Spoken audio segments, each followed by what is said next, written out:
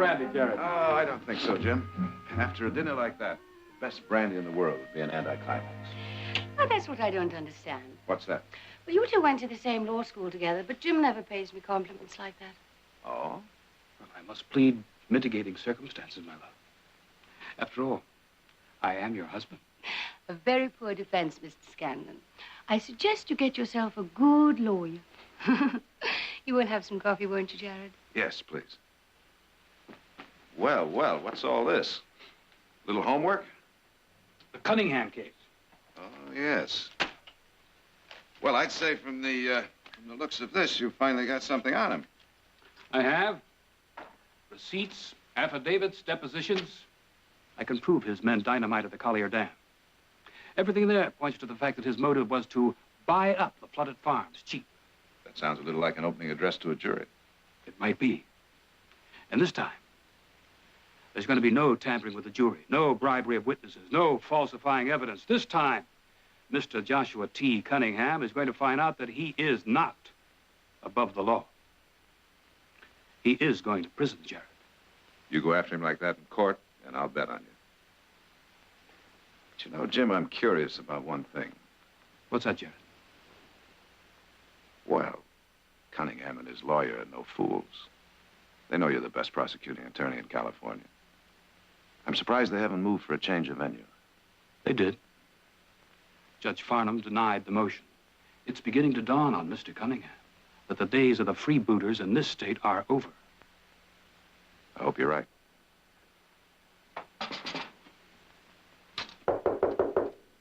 Would you excuse me? Thank you.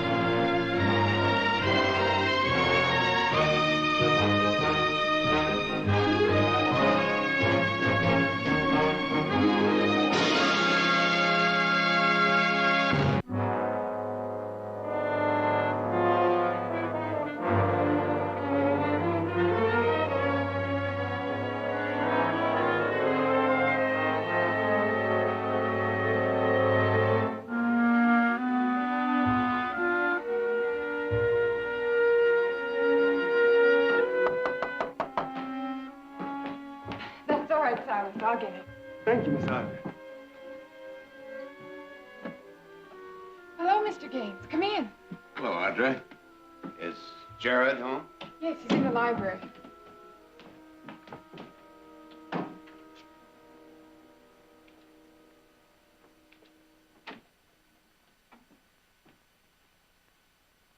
Hello, Howard. How are you? As well as could be expected after what happened to Jim Scanlon the other night. Yes. Jim was gifted and honest. Two things Cunningham couldn't cope with. Except with a shotgun. How is Mrs. Scanlon? Well, she went up to Sacramento to stay with her sister. Mother went with her, so she wouldn't have to travel alone. Well, Howard, sit down. We're about to have lunch. Will you join us? No. Thank you, Audrey.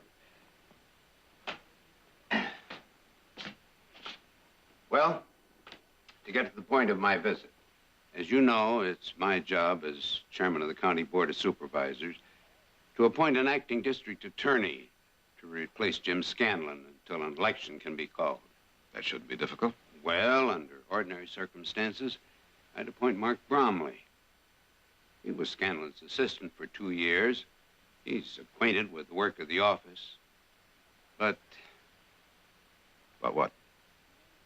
Bromley's young, inexperienced.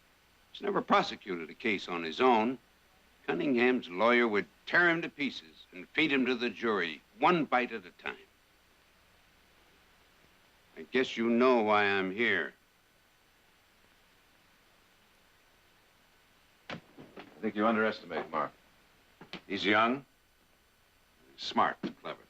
He has the advantage of having helped Jim prepare the Cunningham case. He knows it inside and out. And he also knows Cunningham. And he's scared. Well, then there must be other lawyers. None as qualified as you are, Jared.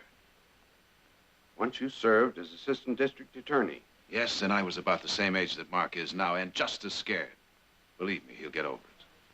Jared, No, Audra. how can you say no? Jim was your best friend. And that's exactly why I won't prosecute Cunningham. I don't understand.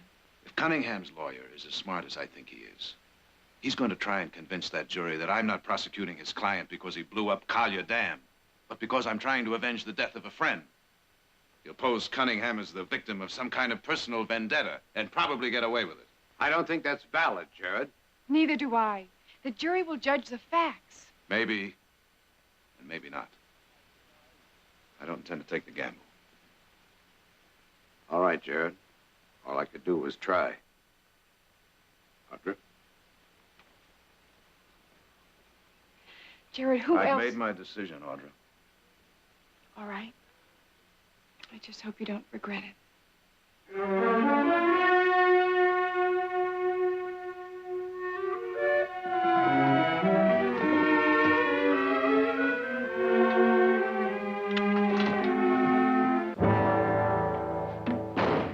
Come in, Jared. I hope you don't mind if we made ourselves at home. Mason had a key that happened to fit the lock.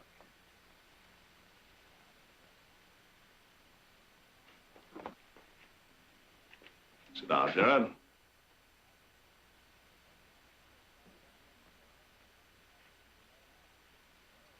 What do you want? Well, I've got a problem, Jared. The state land office is starting hearings next week in Sacramento on a new open range policy. Now, I'm interested in getting my views before the board. As you know, I'm stuck here in Stockton because of this stupid dynamiting charge the state has against me. It occurred to me that I could hire you to represent me in Sacramento. Hearings will last 4, maybe 5 weeks. Make it worth your while.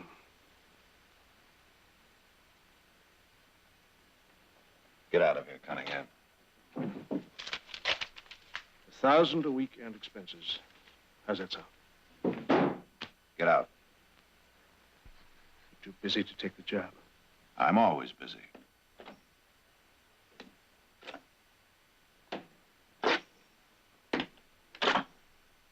You'll get a bill for that.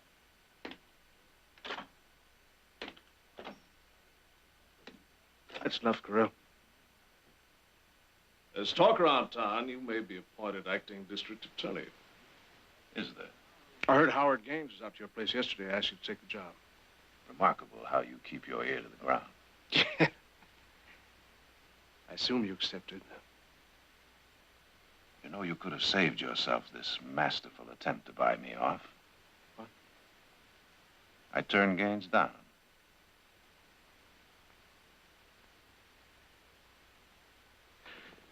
I think you made a very wise decision, John. Whatever you may think of my offer to represent me before the land office, it still stands. It's yours if you change your mind.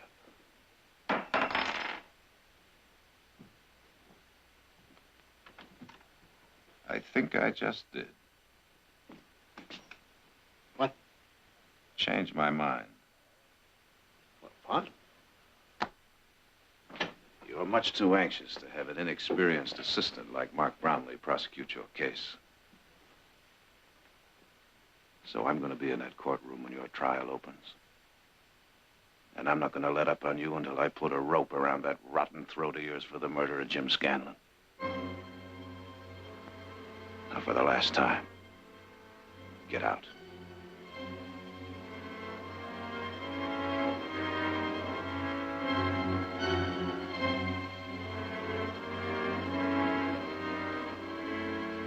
Well, now, I'll be looking for that bill from you, Barkley. You'll get paid.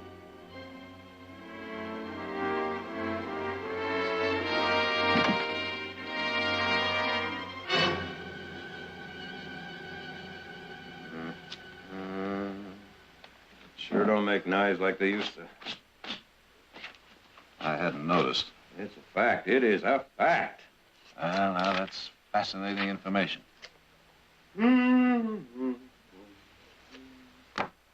Nick, do you mind? Oh, I just think. Oh, it chips all over the place here. Yeah, that's better.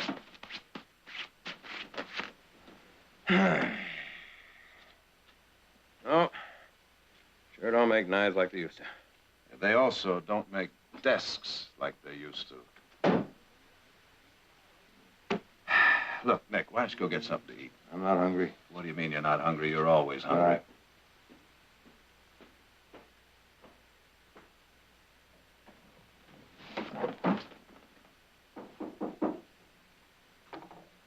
I'll get it.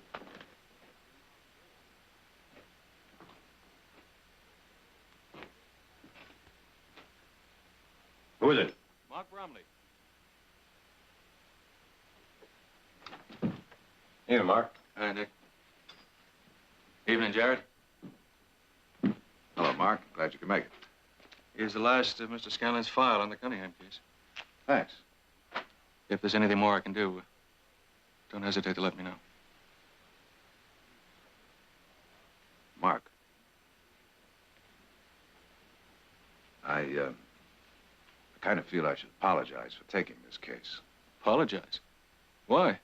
Well, it would have been quite a chance for you to make a name for yourself. It's a great chance for me to fall flat on my face, too. The important thing is to get Joshua Cunningham, Jared. Maybe I could have. Maybe he isn't good enough. I know you can.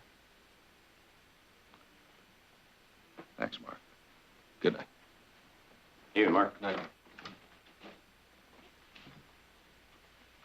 Howdy. Oh, now, this is too much. What'd I say? Look, one well-intentioned brother is enough, but two is impossible. Now, look, why don't you get out of here and go get something to eat so I can get some work done? Out. No, now, wait a minute. Just go get yourself a beer, anything. Only leave me alone so I can work. One condition.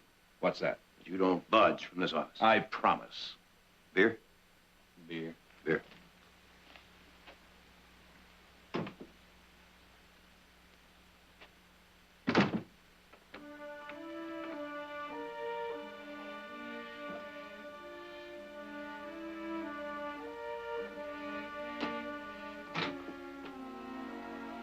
All right, let's go.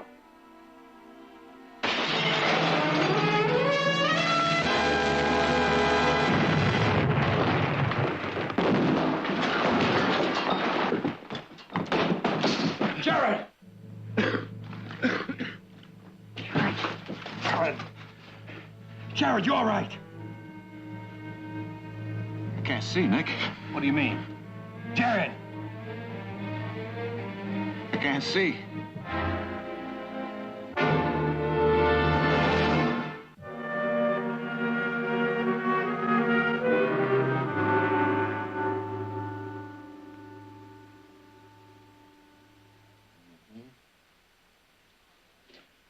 Now I'm going to expose your eyes to different degrees of light. Tell me if you see anything at all. Anything? Nothing. Keep trying.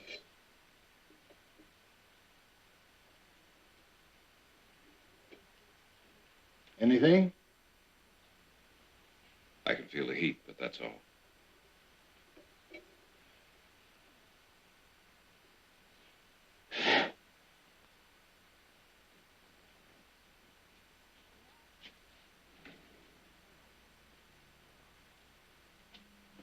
I'll be back in just a moment.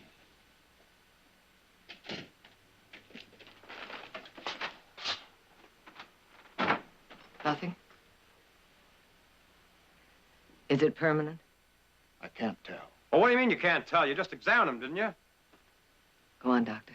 The two major causes for sudden blindness are damage to the optic nerve or an hysterical blindness brought on by an emotional shock. Which is it with Jared? I can't be sure yet, but if damage has been done to the optic nerve, then blindness is permanent. And if it's shock? Then there's a chance he can recover. When or how soon, I don't know. We can only wait. But in the meantime... In the meantime, he's blind. Doctor, what can we do? I don't know. I only know what you shouldn't do. Don't pity him or cry over him. Don't lead him around like a crippled puppy. Adjustment to this is going to be hard enough for him under the best of circumstances. But if you cripple him with your concern, then you'll make it impossible for him. That goes for all of you. We understand, Doctor.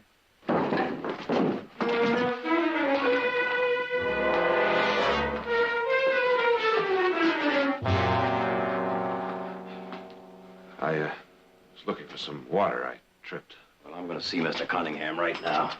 I'll go with you. Barkley's brother. Cunningham, Hello, for 2 Nick. cents, I'd give you a beating that'd make you wish you weren't born. What credit's good, help yourself. Just stand quiet.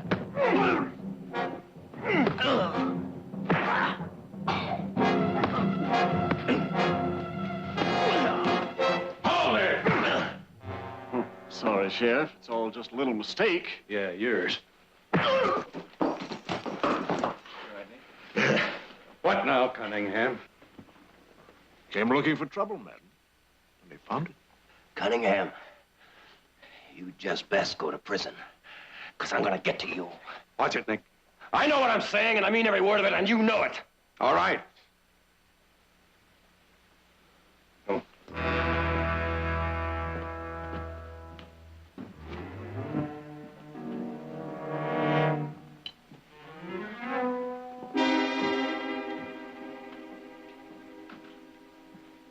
You're doing fine, Mr. Barkley. Just fine. Thank you, Silas.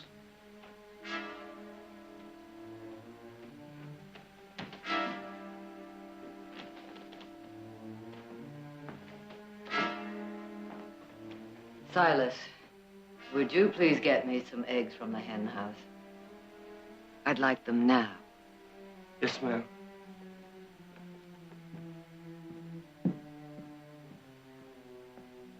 Morning, Mother. Good morning, Jared. Well, it seems I'm on my own. You've lived in this house all your life. You know it by heart. No more pampering, huh? Isn't that the way you want it? All right. Here we go.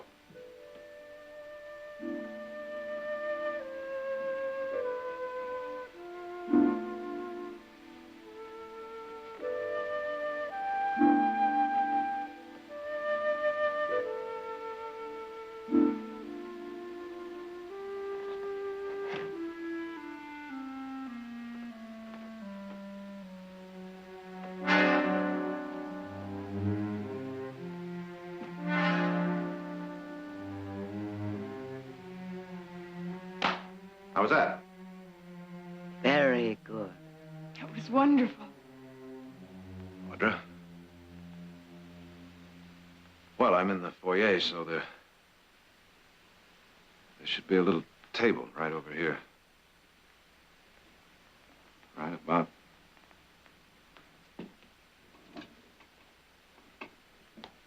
here. Right here. The living room is right over there. The archway is right up there, so it should be about 1, 2, 3.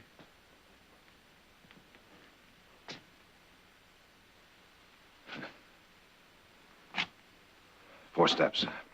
Don't stop now. All right, let's try the living room. There should be some chairs right over here. 1, 2,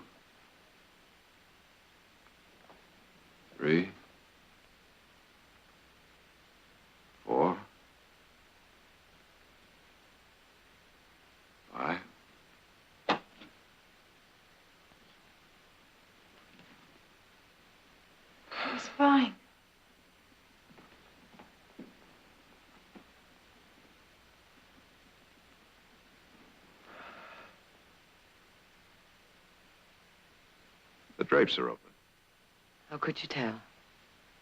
I can feel the warmth of the sun. Jared, Nick took the crystal off your watch. You can tell the time by touching the hand. Remind me to thank him. I'll fix you some breakfast.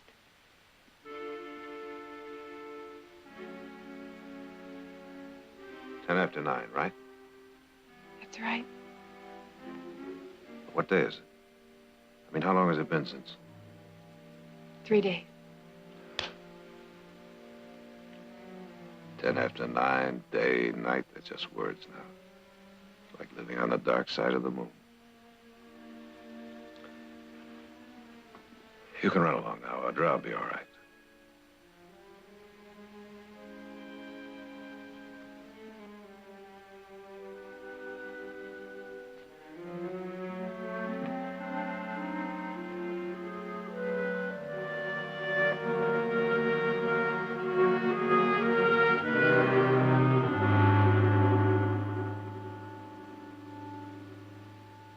Who's that? Mother? Audra? It's Sharon. Sharon? Jared?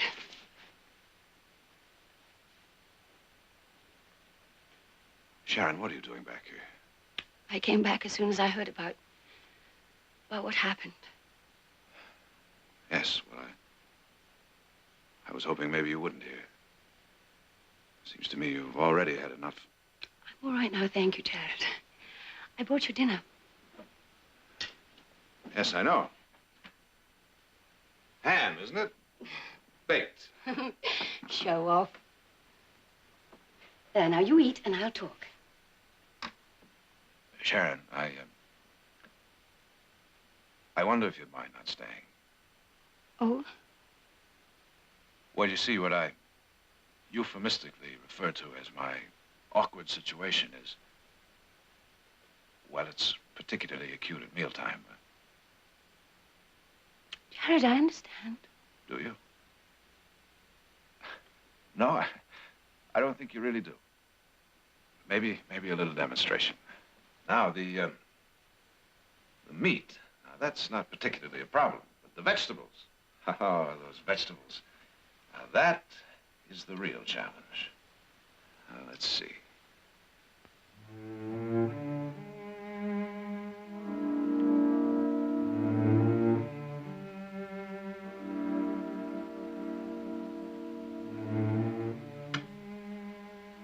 Well,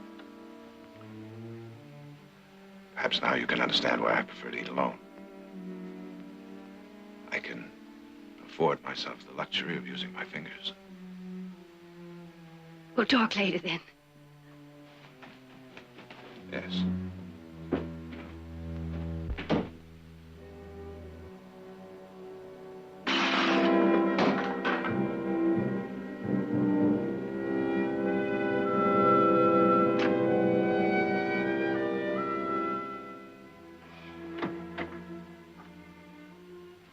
Jared. Yes, I asked Sharon to leave.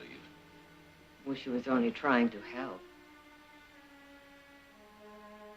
You can't go on like this. Well, you... Jared, do you know an attorney by the name of Marvin Sanders? Yeah, he's Cunningham's lawyer. Well, he and Cunningham just had a powwow in Sanders' suite at Stockton House. Well, what of it? You know who else was there? Now, how would I... Mark Bromley. Now, if Bromley's going to prosecute, what was he doing meeting with Cunningham and his attorney?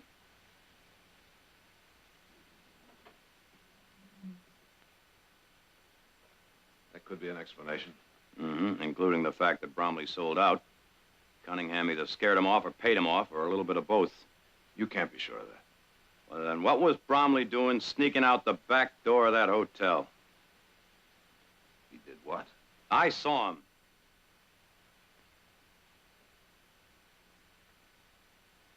The meeting still could have been innocent enough. Perhaps so. But can you take that chance? What do you mean, me? You're still acting district attorney of this county. Well, a simple letter of resignation will take care of that if someone will be kind enough to write it for me. It's too late for that. If Mark Bromley has sold out, the rest is up to you. I can't go into that courtroom. I can't do it. Yes, you can. Now listen to me, Jared. Nothing has been decided. Perhaps one day you will see again. But if and when that day comes, it won't mean a thing if you can't stand the sight of yourself. Do it.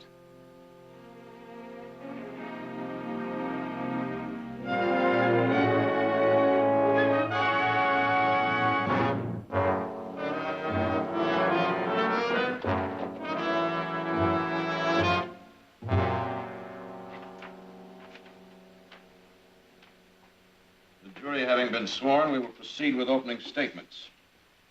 Are you ready for the state, Mr. Bromley? Yes, Your Honor. Mr. Sanders? The defense is ready, Your Honor. You may proceed, Mr. Bromley.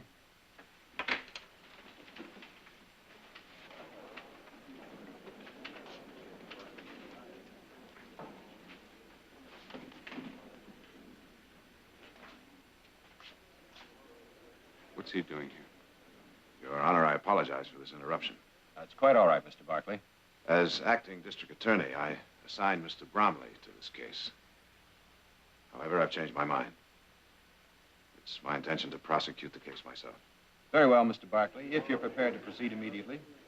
I am, Your Honor. Mr. Bromley, you may need those.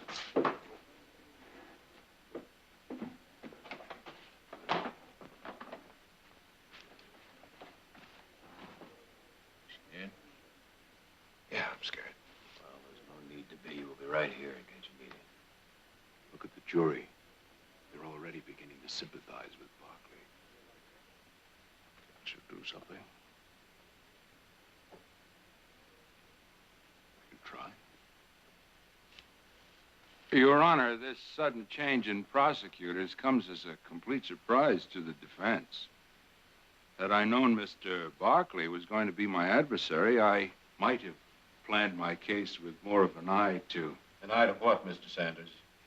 It's a delicate matter, Your Honor, and I'm loath to bring it up, but in fairness to my client, I feel I must. I'm referring to Mr. Barkley's blindness and the fact that the sympathy and compassion that we all have for him will exert an undue influence on the jury in arriving at a verdict.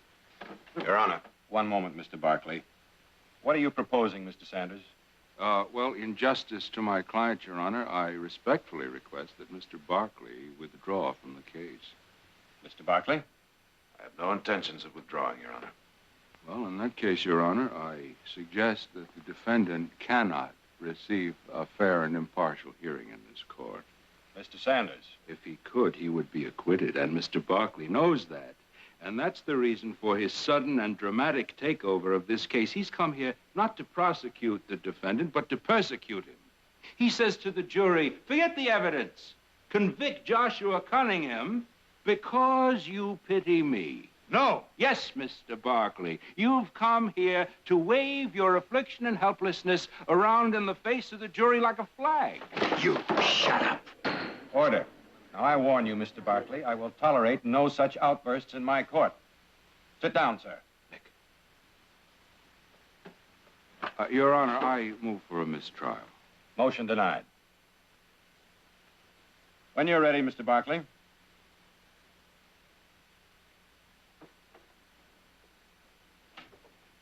Gentlemen, I'll be brief. It's the state's contention in this case that on June 24th last, Collier Dam was dynamited. Dynamite planted at the instigation of the defendant. Now, the state will offer conclusive evidence of this. We will further introduce evidence that will show that the motive of the defendant was simply to...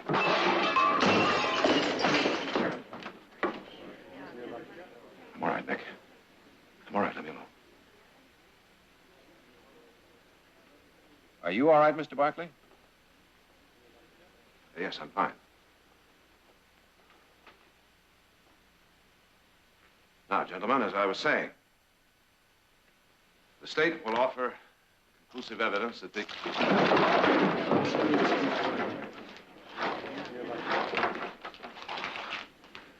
Get me out of here. Get me out.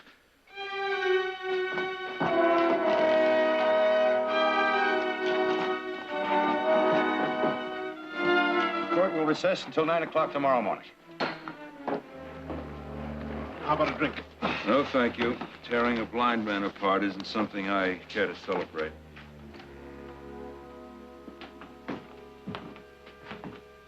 Here you go, right here. Right here.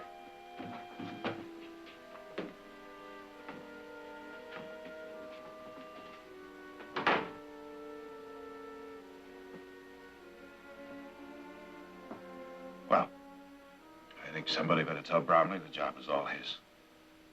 You don't mean that. Jared, what did you expect when you walked into that courtroom? Didn't you know Cunningham's lawyer would tear into you? Yes. Yes, but I hoped I'd be able to take it. You can. Will you stop it? You stop trying to tell me how brave I am. I was lost out there. A lawyer has to be able to see. He has to look into a witness's eyes and know whether he's telling the truth or not. He has to know what effect he's having on the judge, the jury. He can't plead his case to the wall. Take me home. Jared, I'm not going to insult you by saying I know how you feel. I don't know. No one does. But one thing I'm sure of, and it frightens me just as much as that courtroom frightened you, that if you don't do this, you'll never do anything. You'll just sit in darkness for the rest of your life being afraid, always afraid. I need more time. I don't believe that. Time is your enemy, not your friend. Time will only ask for more time. Shall we go? I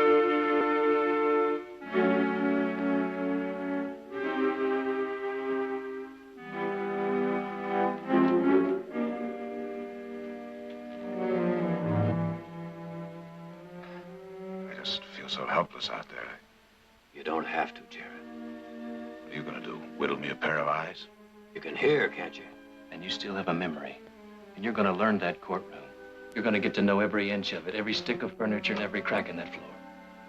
By tomorrow morning, you're gonna feel as much as home in that courtroom as if you built it yourself. 1, 2, 3. Your Honor?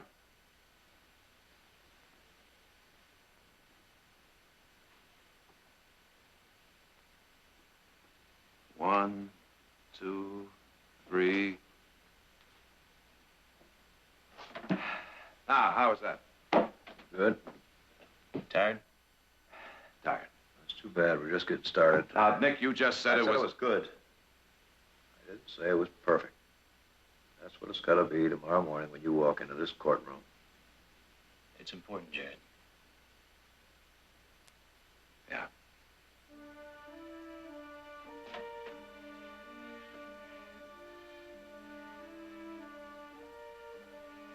One, 2, 3.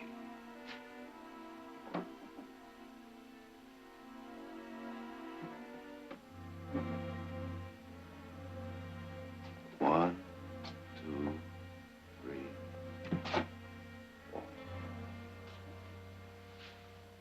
And so, gentlemen of the jury, on the basis of the evidence and the evidence alone, the state is confident that you will find Joshua T. Cunningham guilty. Your Honor, I call Simon Templeton. And as proprietor of the Dry Forks General Store, did you, on the afternoon of June 21st, sell an unusually large amount of dynamite? I did.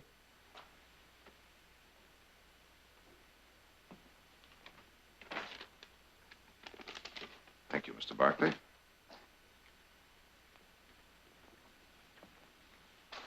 I now hand you this receipt and ask if you recognize it. I do. It's a receipt for the dynamite I sold. And to whom is that receipt made out? Joshua T. Cunningham. Your Honor, the state offers this receipt and evidence. Well,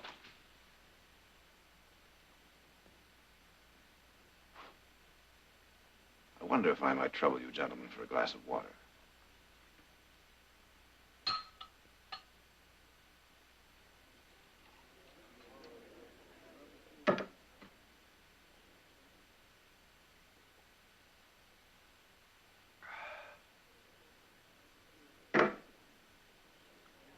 Thank you. On June 21st, you were in Daleburg, more than 100 miles from Collier Dam. How many more times I gotta answer that? Once more, Mr. Carell. Yes! Come now, Mr. Carell, even I can see that you're lying. Objection? sustained. Mr. Barkley, you know better than to make a remark like that. My apologies, Your Honor. You're excused, Mr. Carell. Call Amy Carter. That's right. I own the big nugget on the Dry Forks Road, about 2 miles above Collier Dam. And on the evening of the 21st, did several men come in for a drink? Yeah. Did you know them? No. Could you recognize them if you saw them again? Sure. Miss Carter, are any of those men in this courtroom now? 3 of them. Him, and, him.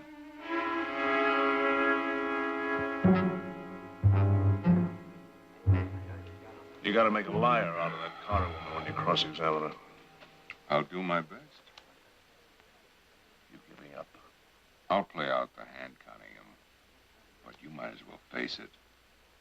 Barkley has got you right by the throat.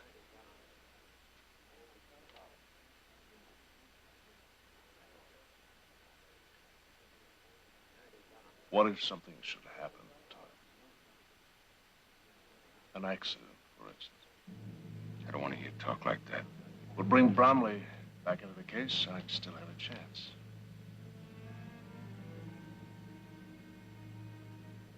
Good night, Sanders. Good night.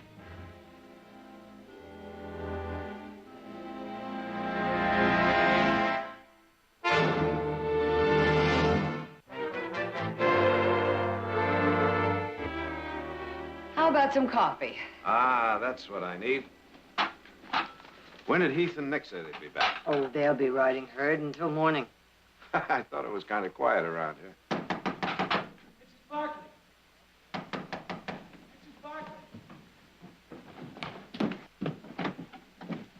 Mrs. Barkley? Dr. Marat sent me. Dr. Marat? Your son Heath's been hurt in a fall from his horse. Nick took him to the doc in town. The doc thinks you better come. Silas, get the buggy. And Silas, I want you in order to go with her. Yes, sir. I'll get back to town. Now run along. I'll be all right. Run along.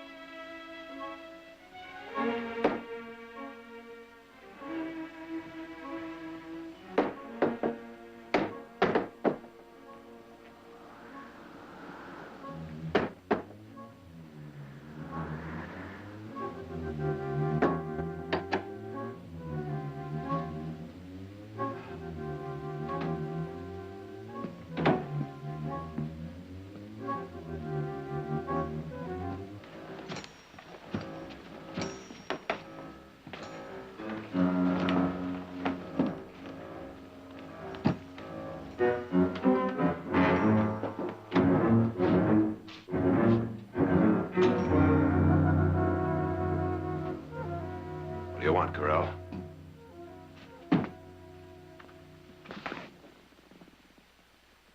Come on, I know it's you. You're the only man in town that wears those fancy Mexican spurs. Isn't that Mason with you? I can smell that cheap pomade a mile away. And where you have Mason and Corral, you usually have Cunningham. Isn't that right? That's right, Bartley. So Heath wasn't hurt after all. Just a ruse to get me alone. You thought you had the rope around my throat, Bartley. You'll never get away with this. That's possible. It's also possible that I can. If you're not in court on Monday morning, Bromley takes over. Bromley can't help you now. He can if he agrees to a mistrial. And I think he can be persuaded that such a motion is in order. Stand up. He said, get up.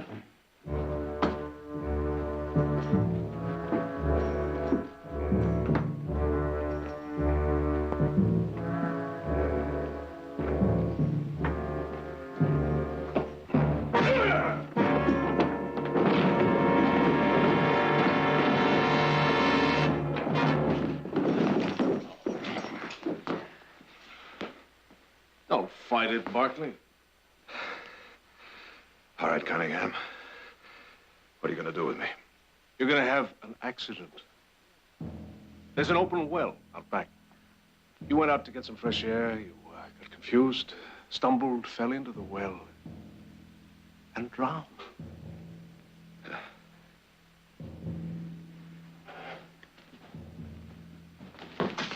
Take a look outside.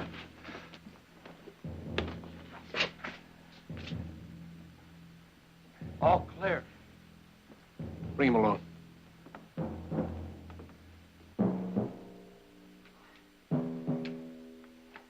All right, Bartley. Let's go.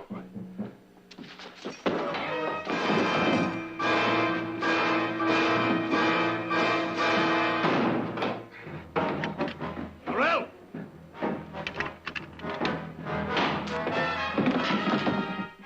Corral?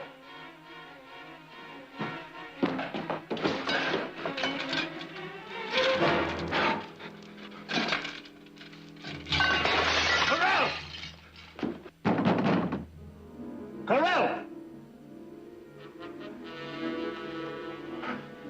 5, 6.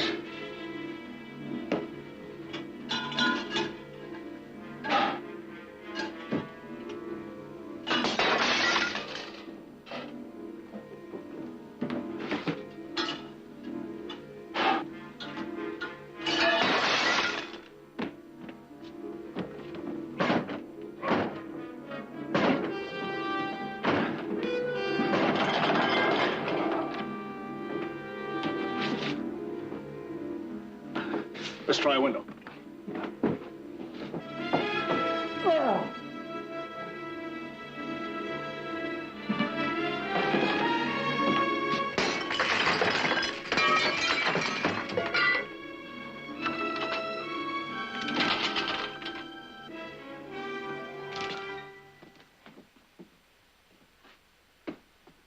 Get some light in here.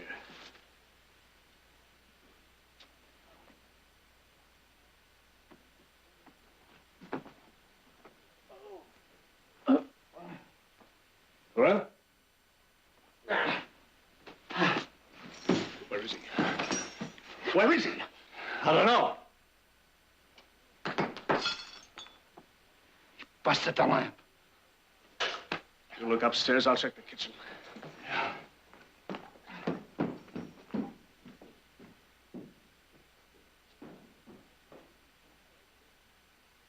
Looks like he busted them all.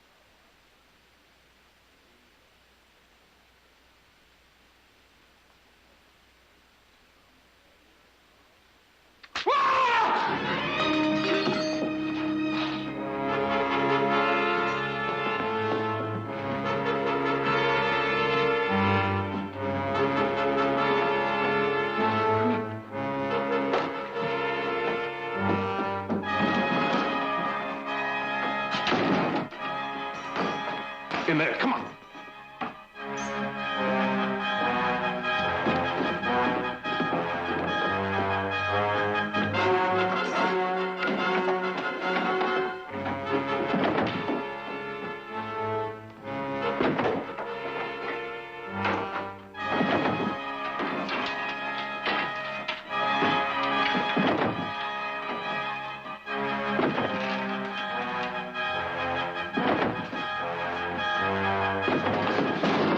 Barclay. You two have your guns out? Drop them. Better tell him to drop them. Do as he says. One at a time so I can hear him fall. I can take him. Come on, try it. We'll see which one gets it first, me or your friend here. No, Carell. Let me hear it fall, Carell. I'll kick him over here where I can feel him.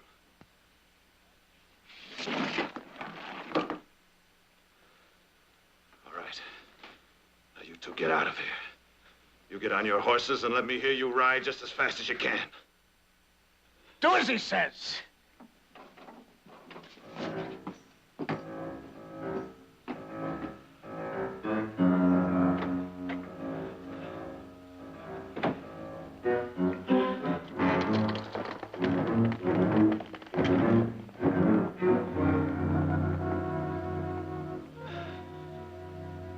We're gonna get up, Cunningham. Nice and easy.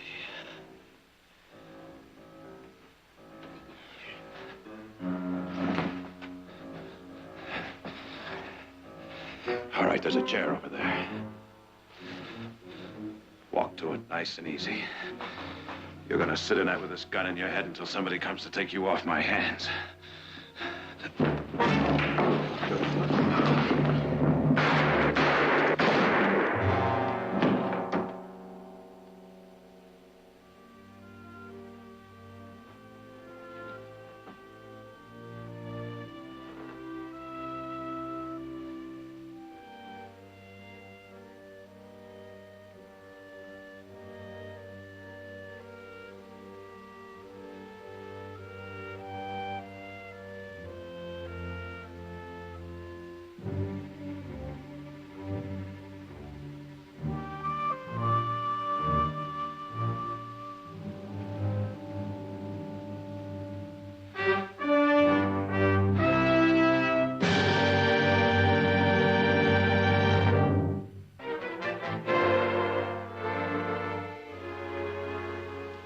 Imagine it's been a pretty long 3 weeks for you, Jared. The longest of my life, Doctor. Now, let's get on with the work. Try these first 3 lines. Are those letters still blurred for you? Huh? Oh, M-T-E-L-E-H. Fine. Now go on with the next one. F-D-P-L-T-C-E-O.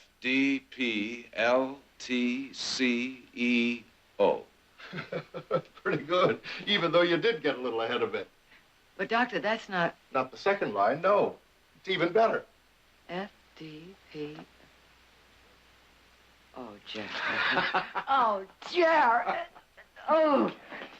There's no doubt about it, Jared. You're as good as new. You're very fortunate that there wasn't any damage to the optic nerve. Thank you, Doctor. Thanks for everything. Well, we got some fences to mend. Yeah, we're very glad for you, Jared. Right now, we gotta get to work.